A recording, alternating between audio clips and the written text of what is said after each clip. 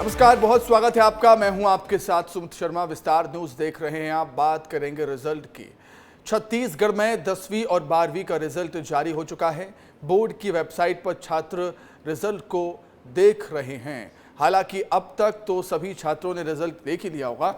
Chhattisgarh board में बेटियों ने बाजी मार ली है। हाई स्कूल में 75.61% रिजल्ट रहा है, छात्र पास हुए हैं।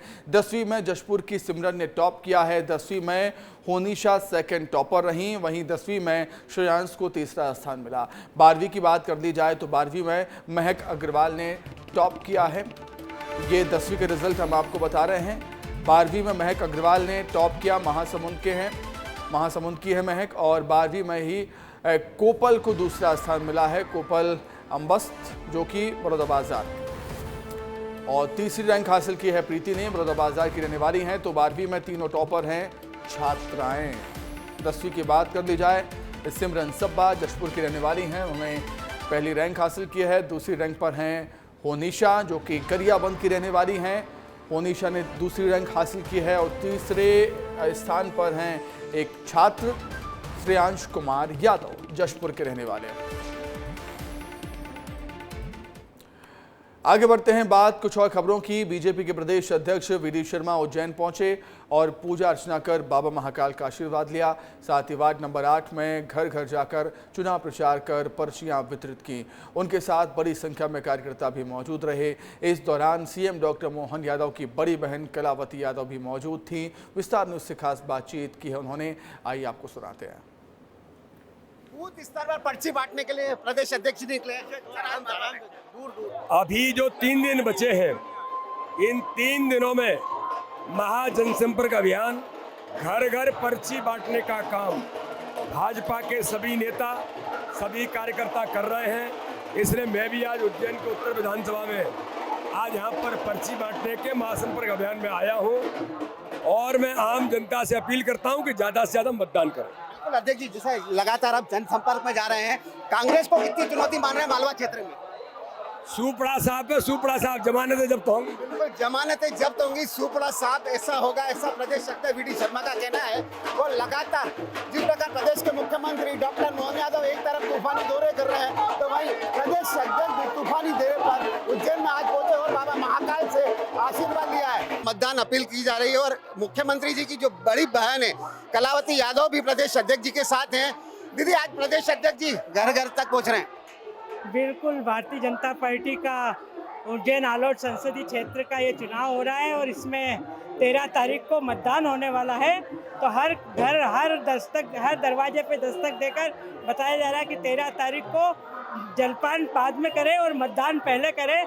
आज पर्ची वितरण करने के लिए हमारे प्रदेश के अध्यक्ष माननीय, क्या लग रहा है 7 सीटों पर मालवा निमाड़ की जो 7 सीटें बची हैं, उसमें कितनी जीत में हासिल हो पाई? बिल्कुल 100% भारतीय जनता पार्टी के पक्ष में मतदान होगा और रिकॉर्ड मतों से हम जीतेंगे। इस प्रकार प्रदेश अध्यक्ष ने कहा है कि 7 सीटों पर कांग्रेस का सुपड़ा साफ होगा। वैसे दीदी का भी कहना है कि जीत हासिल होगी। तो तूफानी दौरा किया जा रहा है। तूफानी दौरे के बीच में घर घर जाकर पर्ची बांट रहे हो। पर्ची के माध्यम से अपील भी की जा रही है कि आपको मतदान अवश्य करना है। मैं सिंह ठाकुर के साथ संतोष मिश्रा, विस्तार न्यूज उज्जैन। वहीं चौथे चरण के चुनाव को लेकर खंडवा पहुंचे पूर्व सीएम शिवराज सिंह चौहान ने कांग्रेस और राहुल गांधी पर जमकर निशाना साधा। शिवराज सिंह चौहान ने कहा कि राहुल गांधी बौखलाए हुए हैं। कांग्रेस का भारतीय संस्कृति से, जीवन मूल्यों से, परंपराओं से कोई लेना देना नहीं है। ये भारत की जड़ों से कटे हुए हैं। साथ ही पूर्व सीएम ने सैम पित्रोदा पर भी निशाना साधा और बीजेपी की जीत का दावा किया। राहुल तो बौखलाए हुए हैं। देखिए, कांग्रेस का भारतीय संस्कृति, जीवन मूल्यों, परंपराओं से कोई लेना देना नहीं है। ये भारत की जड़ों से कटे हुए हैं। अब ये कहते हैं इनके नेता, इनके सलाहकार कि कोई चीन जैसा लगता है, कोई नेपाल जैसा लगता है, कोई कहीं जैसा लगता है। अरे हम सब भारत माँ के लाल, भेदभाव का कहाँ सवाल। एक ही चेतना सब में है और हम सब एक हैं। अलग भाषा, अलग वेश, फिर भी अपना एक देश। इनका भारत की जड़ों से, माटी से, विचार से, जनता से कोई लेना देना है ही नहीं। ये तो विदेशी विचारों से प्रभावित होकर काम करते हैं। इनकी सही जगह भारत नहीं, इटली है। वहीं कांग्रेस के पूर्व केंद्रीय मंत्री अरुण यादव ने अमित शाह पर हमला बोला है और राहुल गांधी को इटली भेजने वाले बयान पर पलटवार किया। कहा कि राहुल गांधी के 2 सीट से चुनाव लड़ने से इन्हें क्या प्रॉब्लम है। क्या कुछ कहा, आपको सुनाते हैं। तो अमित शाह जी को आमंत्रित करना चाहते हैं कि वो किसी साउथ की सीट से चुनाव लड़ लें, और अगर राहुल जी 2 जगह से चुनाव लड़े तो उनको क्या समस्या है, उनको क्या प्रॉब्लम है। वो हमारे राष्ट्रीय नेता है, वो प्रधानमंत्री 2 जगह चुनाव नहीं लड़ते हैं क्या? जब प्रधानमंत्री 2 जगह चुनाव लड़ सकते हैं तो राहुल गांधी जी को चुनाव लड़ने से भाजपा को क्या आपत्ति है, अमित शाह जी को क्या आपत्ति है? और कौन कहाँ जाएगा ये तो चुनाव बाद तय होगा। ये कहाँ जाएंगे, इनकी पार्टी कहाँ जाएगी, ये तो चुनाव बाद तय होगा। मध्य प्रदेश में लोकसभा चुनाव के चौथे चरण में 8 सीटों पर होने वाले मतदान के पहले सियासी बयानबाजी बहुत ही तल्ख हो चली है। अलीराजपुर के जोबट में प्रचार के लिए पहुंचे बीजेपी प्रवक्ता राजपाल सिसोदिया ने जीतू पटवारी और कांग्रेस विधायक विक्रांत भूरिया की तुलना भेड़िए से कर दी। राजपाल सिसोदिया बीजेपी के पक्ष में प्रचार करने के लिए जोबट पहुंचे हुए थे, जहां उन्होंने ये बयान दिया है।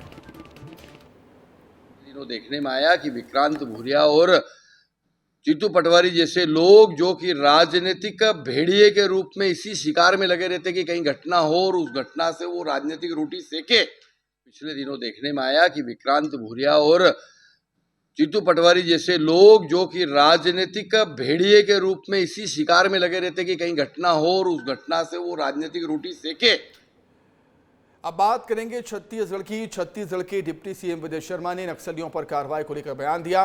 डिप्टी सीएम ने कहा कि नक्सलियों की चौतरफा घेराबंदी के लिए बस्तर के अलावा अन्य सभी प्रभावित जिलों में पुलिस कैंप खोले जा रहे हैं, जो सुरक्षा के साथ साथ विकास के कैंप होंगे। क्या कुछ कहते हैं वो, आइए आपको सुनाते हैं। कुमान, बहना खोदरा, बेंदा, मारा डबरा, इन 4 स्थानों पर नई सरकार, विष्णुदेव जी की सरकार बनने के साथ ही कैंप का काम शुरू हो गया है।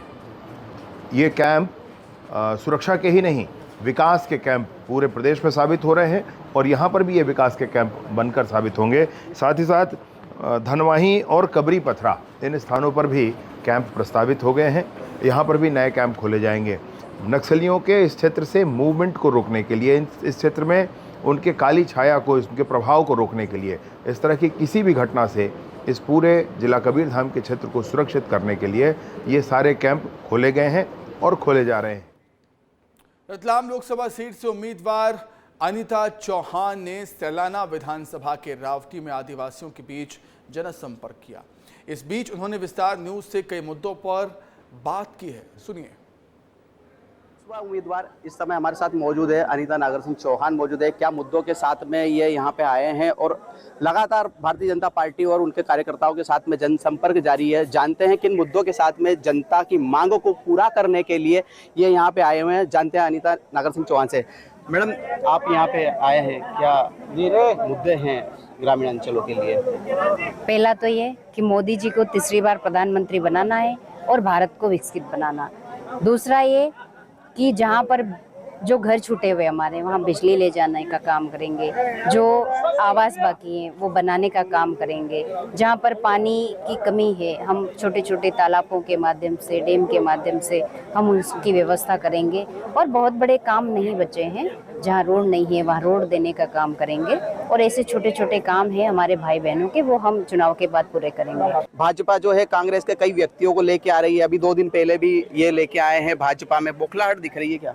बिल्कुल उनकी बौखलाहट है, उनको हार महसूस हो रही है, क्योंकि उन्होंने बहनों से वादा किया था कि बोले 1500 के फॉर्म भरवा लिए, 1250 जिनको मिले नहीं वो बहनें आज भी भटक रही हैं। जनता अभी भारतीय जनता पार्टी के साथ है और आदरणीय नरेंद्र मोदी जी के साथ है। महिला का दर्द देखते हुए महिला को भाजपा ने उतारा है मैदान में, तो क्या हर महिला की समस्या का समाधान होगा? बिल्कुल होगा। गाँव की बहन है, बूथ की कार्यकर्ता है, उसको इतना बड़ा सम्मान मिला है तो गर्व की बात है। और ये महिलाओं का दर्द बिल्कुल समझेगी, हम बहनों का अच्छा काम करके देंगे। तो ये थी हमारे साथ में लोकसभा उम्मीदवार भाजपा से अनीता नागर सिंह चौहान। लालचंद राठौड़, विस्तार न्यूज, रतलाम। वहीं बीजेपी के वरिष्ठ नेता गोविंद मालू का इंदौर में अंतिम संस्कार किया गया। रीजनल पार्क के मुक्तिधाम में गोविंद मालू का अंतिम संस्कार हुआ, जिसमें सीएम डॉक्टर मोहन यादव भी शामिल हुए। गोविंद मालू के निधन को सीएम डॉक्टर मोहन यादव ने एक बड़ी क्षति माना है। सीएम डॉक्टर मोहन यादव ने कहा कि प्रदेश और पार्टी के लिए गोविंद मालू के योगदान को कभी नहीं भुलाया जा सकेगा। मुझे अत्यंत दुख है, हमारे अपने बहुत होनहार व्यक्तित्व का अचानक देहावसान होना ये हम सब के लिए अत्यंत पीड़ादायक भी है। और जिंदा दल व्यक्ति, सबको लेके चलने वाले, अपने खुद के व्यवस्थाओं से लगातार सारे कामों को बढ़ाने वाले ऐसे व्यक्ति भाजपा की बहुत बड़ी धरोहर थे। मैं परमात्मा से कामना करता हूँ, अचानक हार्ट फेल हुआ और ये घटना हुई। भोपाल की बड़ी खबर है, चेतक अंडर ब्रिज के पास युवती का शव मिला है। युवती की पहचान नहीं हो पाई है। युवती की उम्र 18 से 20 साल बताई जा रही है। पुलिस अधिकारी मौके पर मौजूद हैं, मामले की जांच कर रही है। पुलिस युवती के शव के पास से फोन भी बरामद हुआ। बड़ी खबर भोपाल से आपको बता रहे हैं, जहां पर चेतक अंडर ब्रिज के पास एक युवती का शव मिला है। हालांकि युवती की पहचान, युवती की शिनाख्त अभी तक नहीं हो पाई। पुलिस मामले की जांच कर रही है। युवती की उम्र 18 से 20 साल बताई जा रही है। पुलिस अधिकारी मौके पर पहुंचे, मामले की जांच कर रहे हैं। युवती के शव के पास से फोन भी बरामद हुआ। सुकमा से खबर, नक्सलियों ने आत्मसमर्पण किया है, सरेंडर किया है। 8-8 लाख के 2 इनामी नक्सलियों ने सरेंडर किया। बटालियन में काम कर रहे पति पत्नी ने आत्मसमर्पण किया है। शासन की पुनर्वास नीति से प्रभावित हुए हैं नक्सली और मुख्य धारा में वापस लौटे हैं। सुकमा से खबर आपको हम बता रहे हैं, जहां पर नक्सलियों ने सरेंडर किया। 8-8 लाख के 2 इनामी नक्सलियों ने सरेंडर किया है। छत्तीसगढ़ में कई जिलों में ईओडब्ल्यू की कार्रवाई जारी है और इसी क्रम में रायगढ़ में भी एसीबी और ईओडब्ल्यू ने बड़ी कार्रवाई की। रायगढ़ के धर्मजयगढ़ में महादेव सट्टा ऐप के मास्टरमाइंड माने जाने वाले अनिल अग्रवाल उर्फ पिंटू के घर को सील कर दिया गया और इसी के साथ ही पुलिस अनिल अग्रवाल की तलाश में जुटी हुई है।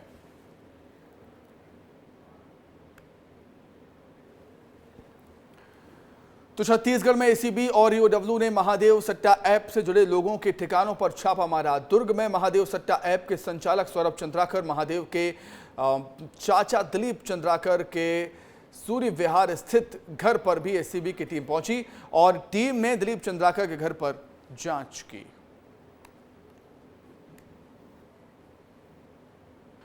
मध्य प्रदेश के उज्जैन से बड़ी खबर सामने आई है, जहां महामंडलेश्वर रही साध्वी मंदाकिनी दीदी ने जहर खाकर आत्महत्या करने की कोशिश की है। इसके बाद उन्हें अस्पताल में एडमिट किया गया। दरअसल मंदाकिनी दीदी पर लाखों की धोखाधड़ी के आरोप लगे हैं।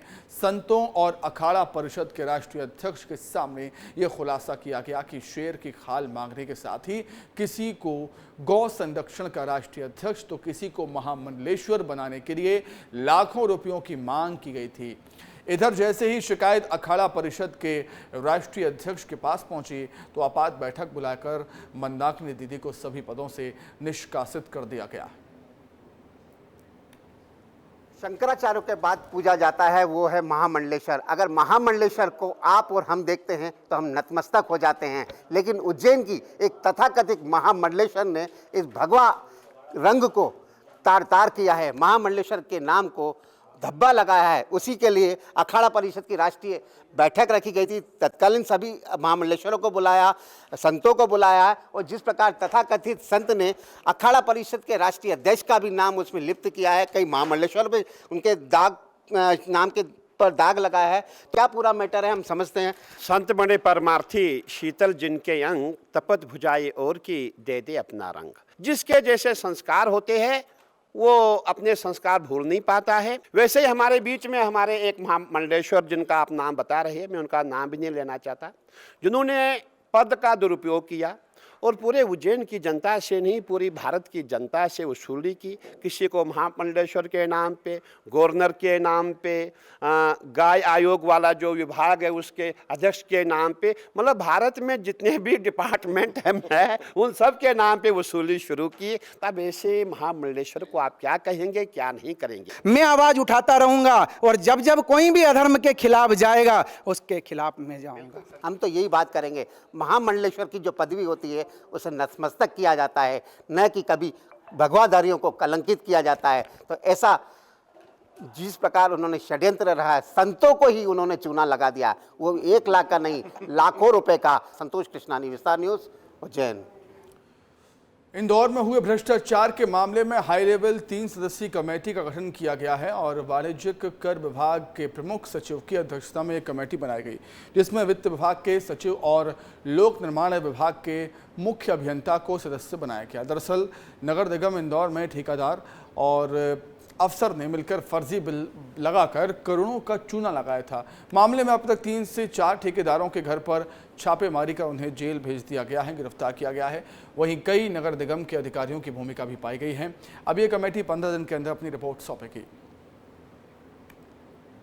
आगरमालवा जिले के 2 गांवों के लोगों ने मतदान के बहिष्कार का ऐलान कर दिया। ग्रामीण करीब 1.5 किलोमीटर सड़क के साथ ही पुल की मांग कर रहे हैं, लंबे समय से मांग, परेशान है ग्रामीणों ने गांवों के प्रवेश द्वार पर चुनाव बहिष्कार का बैनर भी लगा दिया। दरअसल धंधेड़ा और रायपुरिया के ग्रामीणों का कहना है कि मांगे पूरी होने पर ही वोट डाले जाएंगे। उन्होंने दोनों गांव में सड़क न होने से छात्रों को परेशानियों की बात भी कही। कारण ये सर के मांग के बच्चा बच्ची बनवा जाए तो रोड नहीं तो जाए का सामान तो पानी में नाला वही न जाए तो 2 दिन में 3 दिन में 8 दिन में रोड वो जो खाल उतरे जी छोरा छोरी जाए तो जहाँ तक गड़े रही। बारिश में कच्चा रोड है तो जाने में दिक्कत आती है, पुलिया भी नहीं है। सर ये रोड के लिए लगा रखा है हमने, यहाँ पे रोड नहीं बन रहा है, रास्ता बहुत कच्चा है तो स्कूल जाने में बहुत प्रॉब्लम होती है। इसके कारण सबसे मेन मुद्दा तो हमारा है कि ये रोड रायपुरा से धनेड़ा के लिए रोड चाहिए हमें, क्योंकि यहाँ सबसे ज्यादा जरूरत हमारे रायपुरा वाले के आगर के लिए जरूरत पड़ती है बाई चांस, और सबसे ज्यादा धनेड़ा वाले को रायपुरा के लिए आना पड़ता है यहाँ, क्योंकि मिडिल स्कूल भी रायपुरा ही है। तो रोड की तो यही तो समस्या है हमारे का, रोड बनना जरूरी है, रोड नहीं बनेगा तो ये वोट नहीं मिलेगा आपको। ये पिछली बार कई विधायक आए, सांसद महोदय आए, हमने सबको अवगत कराया, कलेक्टर साहब का ज्ञापन दिया, फिर भी हमारी कोई सुनवाई नहीं हुई। उच्च न्यायालय इंदौर के आदेश पर धार की विवादित भोजशाला में एकाधिकार को लेकर एएसआई की सर्वे टीम 22 मार्च से लगातार सर्वे कर रही है। इतिहास को खोजने में जुटी एएसआई की टीम 49वें दिन 14 अधिकारी और 22 मजदूरों के साथ सर्वे करने पहुंची, जिस पर अब दोनों ही पक्षधर ने अपने अपने दावे सामने रख दिए हैं। हिंदू पक्ष के पंडित गोपाल शर्मा के अनुसार 22 मार्च से चल रहे सर्वे में मिल रहे अवशेष हिंदू पक्ष के दावे को और मजबूत कर रहे हैं। वहीं मुस्लिम पक्ष सर्वे में मिल रहे अवशेषों पर सवाल खड़े कर रहा है।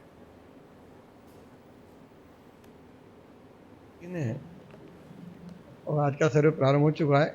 कल दिन भर दक्षिण से लेकर पश्चिम तक की पूरी दीवार की मिट्टी का हटाने का लेवलिंग काम चला। उत्तर में मध्य क्षेत्र में, उत्तर दीवार का मध्य क्षेत्र प्लस उत्तर पूर्व कोना में मिट्टी हटाने का काम चला है। गर्भगृह में फोटोग्राफी और वीडियोग्राफी चल रही है। साथ ही जो दीवार है वो 9 फीट तक नीचे ऐसा गड्ढा हुआ है, तो 9 फीट तक वो दीवार अभी भी जारी है। एक दीवार जो पूर्व से पश्चिम में जा रही है तो 9 फीट तक नीचे तक मिट्टी हटी है और काम तेजी से बढ़ा है। देखिए, जो डेली रूटीन का काम है उन लोगों का, वो लोग डेली आके एक ही चीज़ करते हैं, क्लीनिंग, ब्रशिंग और सफाई सभी ट्रेंजों की। और अंदर जो मॉन्यूमेंट में खुदाई चल रही है उसकी भी यही होता है। और उसके बाद पीछे की तरफ लेवलिंग का काम चल रहा है पश्चिम क्षेत्र में। उत्तर और दक्षिण क्षेत्र में लेवलिंग का काम चल रहा है। और उत्तर क्षेत्र में एक दीवार थी, उसकी रिपेयरिंग भी उन लोगों ने की है। और मॉन्यूमेंट में अंदर की तरफ जो खुदाई चल रही थी, जो 3 लेयर दीवार की निकली थी, उसकी खुदाई जारी है। और वो नीचे तक अभी लगभग एक उसमें 3 बाय 3 का गड्ढा उन्होंने खुदा है, वो करीब करीब 8 फीट तक खोद लिया गया है, लेकिन उसमें अभी तक वो दीवार जारी है। और दरगाह परिसर में जो शिलालेख और जितने भी कदबे निकले थे उनकी भी जो टीम आई हुई थी, उन्होंने उसकी सब चीज़ें उनके हिसाब से कर ली है। उसका मीनिंग वगैरह वो निकाल कर अपनी रिपोर्ट में सबमिट करेंगे। और दरगाह परिसर में पिछले 2 दिन से काम भी बंद है। खबर ग्वालियर से, जहां पर 14 साल की नाबालिग से दुष्कर्म हुआ है। पड़ोसी सोनू वाल्मीकि ने दुष्कर्म किया। आरोपी के घर जानवर को खाना खिलाने गई थी नाबालिग। आरोपी ने नाबालिग को दुष्कर्म के बाद धमकाया। पीड़िता ने महाराजपुरा थाने में एफआईआर दर्ज करवाई है। आरोपी के घर जानवर को खाना खिलाने गई थी नाबालिग। आरोपी ने नाबालिग को दुष्कर्म के बाद धमकाया। पीड़िता ने महाराजपुरा थाने में एफआईआर दर्ज कराई है। पुलिस तमाम पहलुओं के आधार पर मामले की जांच कर रही है। 14 साल की नाबालिग से दुष्कर्म का ये पूरा मामला। और इसी के साथ फिलहाल इस बुलेटिन में इतना ही। खबरें लगातार जारी हैं, देखते रहिए विस्तार न्यूज। नमस्कार।